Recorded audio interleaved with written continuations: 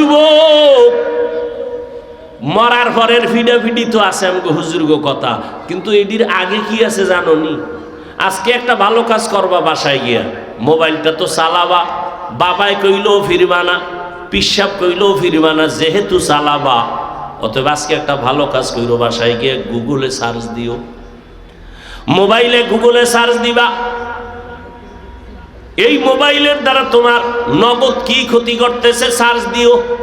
ওখানে কিন্তু তোমগো গুরুরা বসা, আমগো হুজুর না, হুজুরগো কথা তো তোমরা মূল্য কম দাও, তোমগো প্যান্ট শার্ট টাইওয়ালারা যখন কয় এটারে খুব মূল্য দাও, তাহলে গুগলে সার্চ দিয়ে দেখবা এই মোবাইলে তোমার কি ক্ষতি করলো। চোখের পাওয়ার নিয়ে গেল, কানের পাওয়ার নষ্ট, হার্ট দুর্বল, মাথা ব্যথা বেশি, কিডনির উপরে আক্রমণ। বান্দা অল্প টাইমে দেখবা বিছানায় শুয়ে শুয়ে কাঁদবা, তোমার চোখের পানি মোছার কাউকে পাইবা না। কয় পুঁজি?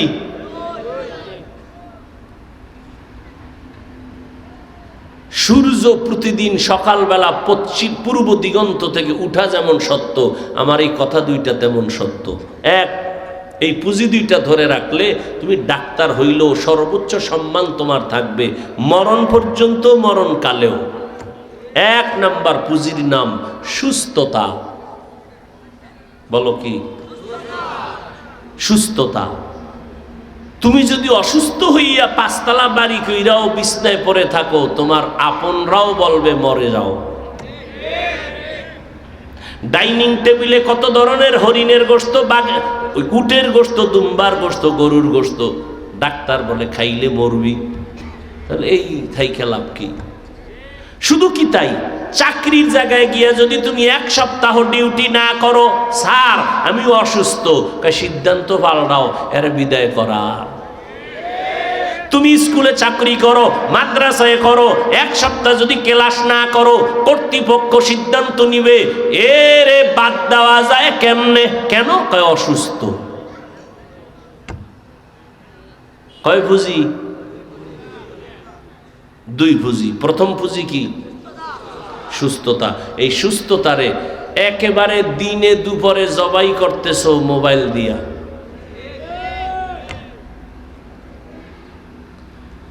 সমস্ত চিকিৎসা বিজ্ঞানীরা একমত, গুগলে সার্চ দিও, সমস্ত চিকিৎসা বিজ্ঞানীরা একমত, মানুষের সর্বোচ্চ সুস্থতার জন্য আল্লাহর পক্ষ থেকে একটা ফ্রি মহা ঔষধ আল্লাহ দিছেন। বান্দার চূড়ান্ত সুস্থতার জন্য একটা মহা ঔষধ আছে, ফ্রি রাতের ঘুম। পুরা রাতের ঘুম, পুরা রাত গুগলে সার্চ দিয়ে পেয়ে যাইবা। রাতের ঘুম শরীরের কোন অংশ ঔষধ? সমস্ত চিকিৎসা বিজ্ঞানীরা একমত, প্রথম অংশ রাতের শরীরের ক্ষতি, শেষ রাতের ঘুম শরীরের ক্ষতি, মধ্যরাতের ঘুম শরীরের মহা ঔষধ। দেখো না অনেক অসুস্থ রোগী ঘুম থেকে উঠা খায় আমি সুস্থ, অনেক সুস্থ মানুষ ঘুম থেকে উঠা খায় আমার জ্বর, আমার মাথা ব্যথা। ঠিক নেই? রাতের ঘুম জবাই করছো কি দিয়া যুবকেরা? কয় না, কয় না? মোবাইল দিয়া রাতের ঘুম জবাই করছো।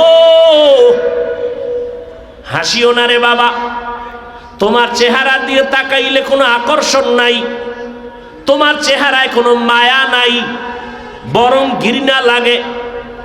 খোদার কসম, এই চেহারাটারে এমন ভাবে নষ্ট করেছো, পৃথিবীর কোনো মেডিসিন এই চেহারা ভালো করতে পারবে না।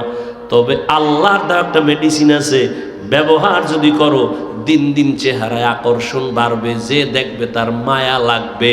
ওই মেডিসিনের নাম হলো নেক আমল। গুনাহ ছাড়ো, নেক করো, চেহারার উজ্জ্বলতা বাড়বে। কোনো ক্রিমে বাড়বে না, বরং চেহারা আরো নষ্ট হবে, ফ্যাকাশে হবে কোনো মেডিসিন লাগাইলে। এই যত ডানা কাটা পরি দেখো, এটি সব বিউটি পার্লারের রং লাগাইছে। ও কাছে যাইয়া দেখবি এগো চেহারা দিয়ে তাকানো যায় না, এত বিশ্রী। যেই পরিমাণ গুনাহ করে ওই পরিমাণ শাস্তি। আল্লাহ মাফ করে দেন। তাহলে সুস্থতার দরকার আসেনি? মানে বিবেক বলেনি, এটা সমর্থন করেনি। কয় পুঁজি? প্রথম পুঁজি। 2 নাম্বার পুঁজি হলো সুন্দর চরিত্র, আখলাকে হাসানা। এই যে এই বেটা, বাহ, এতক্ষণ কি ওয়াজ শুনছো? এ তোর আব্বাই তোরে মোবাইল দিছে, তোর আব্বাও একটা বেলাইনের মানুষ, তোর জীবনটারে চুরি ছাড়া জবাই করতেছে। এগুলো বাপ। সন্তানের হাতে মোবাইল যারা, যেই বাপ মা দিছে, এরা সন্তানের জীবনকে জবাই করার একটা অদৃশ্য ছুরি দিয়া সন্তানের জীবনকে জবাই করে দিল এই মা বাবা।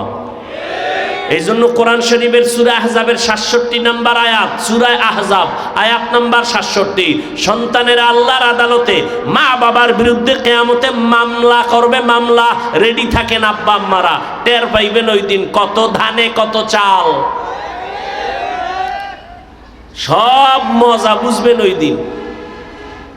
এই যে ছোট ছোট বাচ্চাদের হাতে মোবাইল দিছে বাবা আম্মা জান, সেদিন একজন বড় লোক, ছোট লোক না বড় লোক, বড় লোক আমার আপন মানুষ, আইসা আমার বাসায় একদিন যাবেন, দোয়া করবেন। আমি কি যাবো সময় পাইলে? সময় তো পাই না। কয় না, বাচ্চার মা দাওয়াত দিছে। আমি বললাম বাচ্চার মা দিছে কেন? ভিতরে কারবার আছে। কি কারবার? কয় আমার সন্তানটা অসুস্থ। বলে কেমন অসুস্থ? কয় আলহামদুলিল্লাহ অনেক ভালো। সন্তানের 5 বছর হইছে, একবারও আব্বু কইয়া ডাক দেয় না, আম্মু বলে ডাক দেয় না। আমি কই মোবাইলের গজবে পাইছে? কয় হ্যাঁ, অল টাইম মোবাইল দেখতে দেখতে আব্বু কইতেও পারে না, বাংলা ভাষাই বুঝে না। ইন্টারন্যাশনাল হয়ে গেছে 5 বছরে, ইন্টারন্যাশনাল হয়ে গেছে। মাঝে মাঝে ডেডি কয়, ডেডি। বেচারা কাইন্দে দিছে আমার দ্বারা। আপনারা তো হাসতেছেন, আব্বা আম্মারা হাসতেছেন না? সন্তানের 12টা বাজাই আপনি হাসতেছেন? আপনি বাপ নামের অযোগ্য বাবা। সন্তানের জীবনকে নষ্ট করে দিয়েছেন আপনি।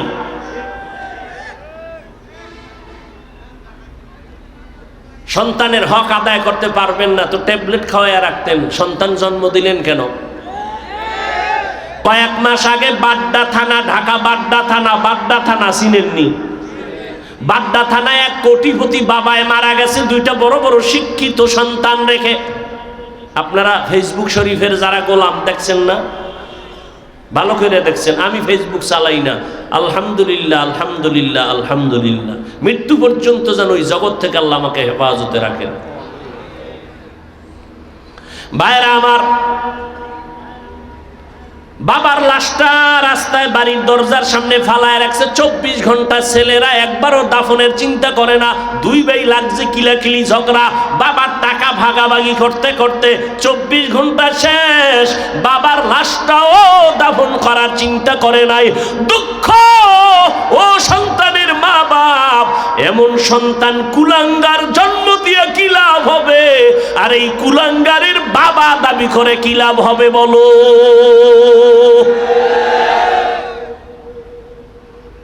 এই যে যুবকরা দেখেন না, 25-30 বছর বাসায় যাইয়া প্যান্ট শার্টটা খুইলা থুইয়া দেয়। আম্মা জান আছে চাকরানি দুইয়া দিবে, খানায় বইয়া প্লেটটা পর্যন্ত খাইয়া দৌড়। মায় দুইব, মা তো চাকরানি। আর এত বড় বক্তা হইয়াও আল্লাহর চেষ্টা করি মা বাবার সহযোগিতা করা। তোমার তো উচিত ছিল তুমি তোমারটা দুইবা, মায়েরটা দুইবা, মায়ের মশারি তুমি টানায় দিবা। এত নিমক হারাম হয়েছ যে মা তোমার মশারি টানায় দিতে হয়। তুমি এখন 23 বছর, 22 বছর, 25 বছর তোমার বয়স, তুমি ক্লাস 8-এ পড়ো, মা বাবা তোমার জামা কাপড় ধুইয়া দিতে হবে। এর থেকে দুঃখ আর কি হতে পারে? কি শিখছ জীবনে? আর কি উপহার দিবি জাতিকে? ধ্বংস করে দিয়েছো নিজের জীবন যৌবন। মা বাবার কলিজাটারে জাজরা বানায় দিছো বেয়াদবি করতে করতে। সেদিন এক ছাত্র জেনারেল লাইনের শিক্ষকের গায়ে হাত তুলছে। আল্লাহর কসম করে বলি, পঙ্গু হইয়া মরবি, পঙ্গু হইয়া মরার আগে বিছনায় পঙ্গু হয়ে থাকবি। যারা শিক্ষকের সাথে বেয়াদবি করো, মা বাবার সাথে বেয়াদবি করো, তোদের মরার আগে মরণ হবে বিছানায়। মরার আগে মরণ বুঝো, চোখ থাকতে অন্ধ, মাওলায় চোখের পাওয়ার নিয়ে যাবে। গাড়ির তলে ফিরে দেখবি যে আঙ্গুল নাই, পাও নাই, কত আর মা বাবারে কাঁদাবি, আল্লাহ তো বরদাস্ত করতে পারে না। চোখের পানির বরদোয়া বড় মারাত্মক। আল্লাহ আমার যুব সমাজকে, সন্তানগুলোকে মা বাবার বেয়াদবির থেকে হেফাজত করেন। আমার প্রত্যেকটা ছাত্র ছাত্রীকে শিক্ষকদের সাথে খারাপ আচরণ থেকে হেফাজত করেন। এক কথায় বলবো, আল্লাহ আমাদের সবাইকে আদবওয়ালা বিনয়ী জিন্দেগি দান করেন। কষ্ট হইতেছে? আর একটু সামনে আগাবো। কয় পুঁজি? প্রথম পুঁজি কি? প্রথম পুঁজি কি? দ্বিতীয় পুঁজি গেছে, ভুলে গেছে। সৎ চরিত্র, সুন্দর চরিত্র। আরে ভাই কথা কেন না তো,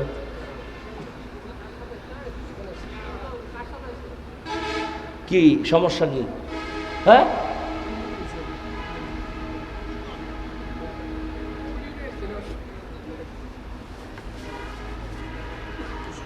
আমগো থেকে আপনারা দিন ইসলাম খুব ভালো বুঝেন না, তা আমার দাওয়াত দিছেন কেন?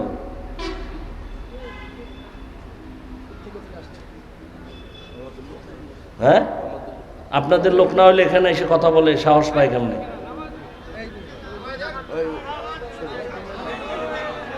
অতি আবেগ ভালো না। একটা সুন্দর পয়েন্টে কথা বলতেছি, ফট করে একটা আঘাত দিল। আল্লাহ সব ভাইকে হেদায়াত দান করো। প্রথম পুঁজির নাম হলো সুস্থতা, দ্বিতীয় পুঁজির নাম হলো সুন্দর চরিত্র।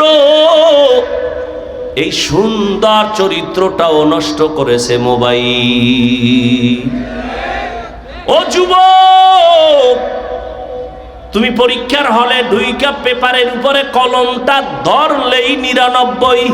এত ব্রেন তোমার। মোটামুটি বাংলাদেশের মধ্যে তুমি 1 নাম্বার পাস করেছো, তোমার সুনাম সবার থেকে 1 নাম্বার, কিন্তু তোমার চরিত্র ভালো না। তোমার কেউ সম্মান দিবে না, যেখানে যাইবা সেখানে জুতার বাড়ি খাইবা। ঠিক নি? আমি আলেম হই, চরিত্র যদি খারাপ থাকে 1 সেকেন্ডে সবার কাছে সম্মান ধুলায় মিশে যাবে। এজন্য 2 পুঁজি লাগবে, সুস্থতাও লাগবে, সচ্চরিত্র লাগবে। এই দোনোটা নষ্ট করেছে কে? মোবাইল। মধ্যরাতের ঘুম শরীরের ঔষধ। এই জন্য দেখছেননি দৈনন্দিন আজান দেয় কয়বার? জোহর, আসর, মাগরিব, এশা আর ফজর। এই আজানগুলোর মধ্যে একটু বুঝা শুনে বলবেন, একই রকম আজান নাকি একটু ব্যবধান আছে? কোন আজানে আছে? কি সে ব্যবধানটা? বলেন বলেন, অর্থ কি? ঘুমের চেয়ে নামাজ ভালো, আর তুমি ঘুমাইও না। ঠিক মতো পড়িলে নামাজ জান্নাত তোমার ঠিকানা। ঘুমের চেয়ে নামাজ ভালো, আর তুমি ঘুমাইও না। ঠিক মতো পড়িলে নামাজ জান্নাত তোমার ঠিকানা। আমার প্রাণের ভাই বোনেরা, জলদি করে উঠে যাও, ওযু করে তাড়াতাড়ি নামাজ পড়তে লেগে যাও। নবী বেনামাজির শাফাআত করিবেন না। ঠিক মতো পড়িলে নামাজ জান্নাত তোমার ঠিকানা। ঘুমের চেয়ে নামাজ ভালো, আর তুমি ঘুমাইও না। ঠিক মতো পড়িলে নামাজ জান্নাত তোমার ঠিকানা।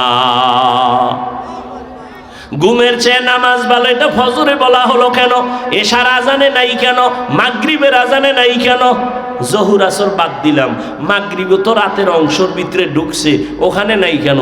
এশা তো মাঝখানে মাঝখানে শুরুর শেষ, সেখানে নাই কেন? শুধু ফজরে কেন?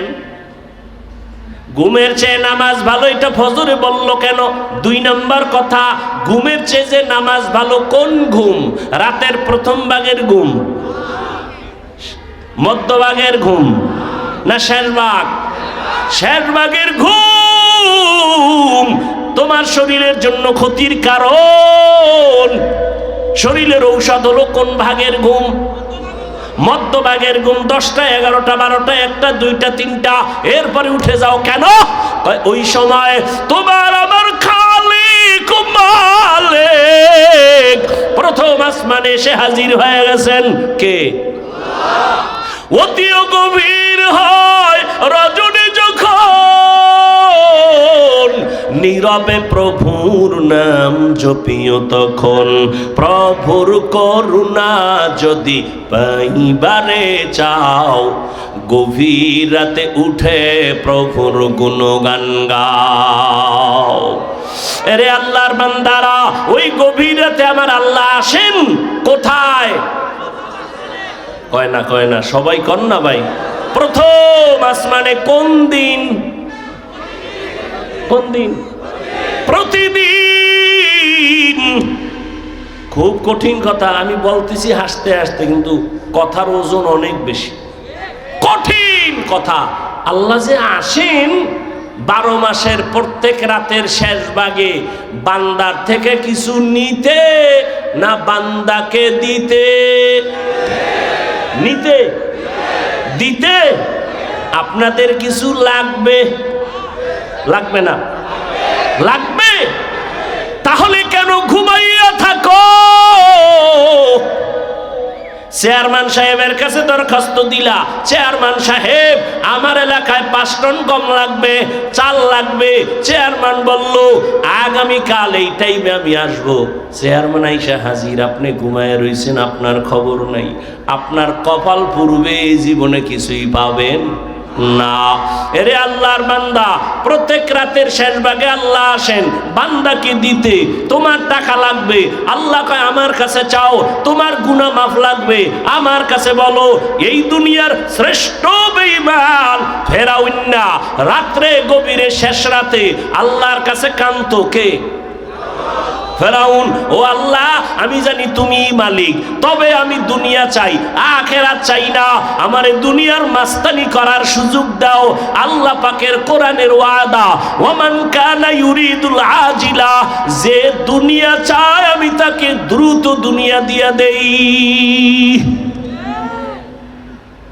আপনারা যারা দুনিয়া চান, ভোর রাত্রে আল্লাহরে বলবেন আল্লাহ আমি আখিরাত চাই না, দুনিয়া চাই।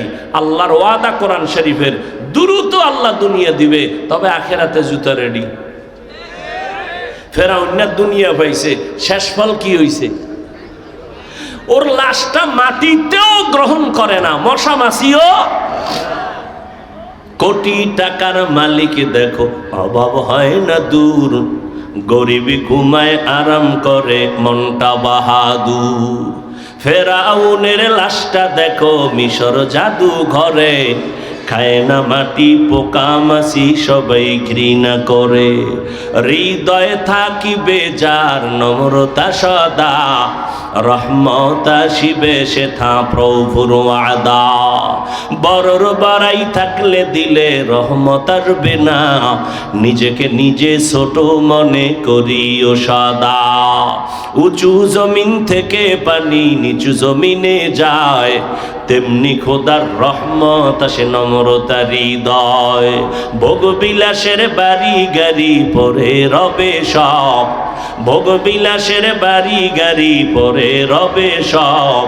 থাকতে সময় স্মরণ করো আল্লাহ আমার রব, থাকতে সময় স্মরণ করো আল্লাহ আমার রব।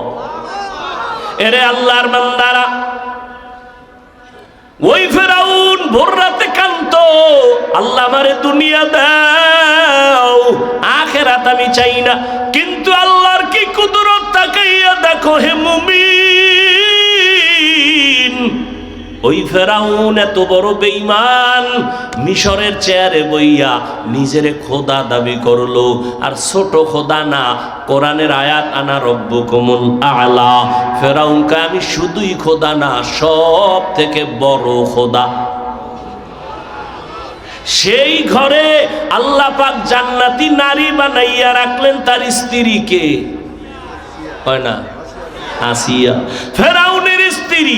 যেই ফেরাউন আমার আল্লাহর বিরুদ্ধে গিয়া খোদা দাবি করলো নিজেরে, ওই ঘরে তার আপন স্ত্রী আসিয়া, আল্লাহ তাকে এমন ভাবে কবুল করেছে।